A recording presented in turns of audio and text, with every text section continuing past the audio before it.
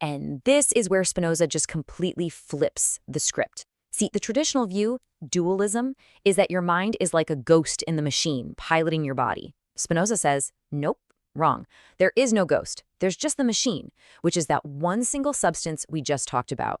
Your mind and your body, they are not two different things. They're just two different ways of looking at or describing the exact same one thing. Two different attributes of the same reality.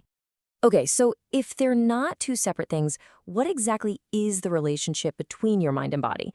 This question brings us right to the heart of Spinoza's whole theory. And trust me, his answer sounds pretty strange at first.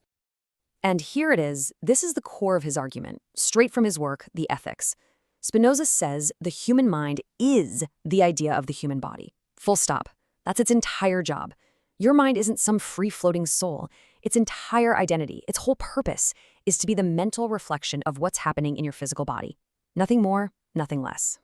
You know, a good way I think about it is like this. Your existence is one single story, but it's being told in two different languages at the exact same time. Your body is telling the story in the language of physics, with neurons firing and muscles contracting. At the exact instant, your mind is telling the exact same story, just in the language of thoughts, feelings, and perceptions.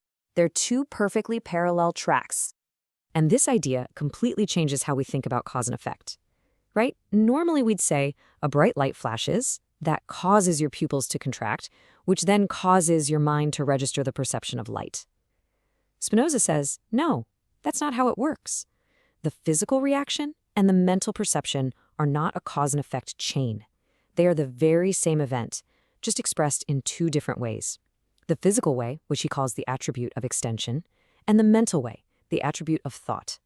One doesn't cause the other. They are just happening at the same time in perfect sync. Yeah, and Spinoza puts it perfectly himself when he says the order and connection of ideas is the same as the order and connection of things. What he means is that for every single thing that happens in the physical world, there's a parallel idea happening in the world of thought.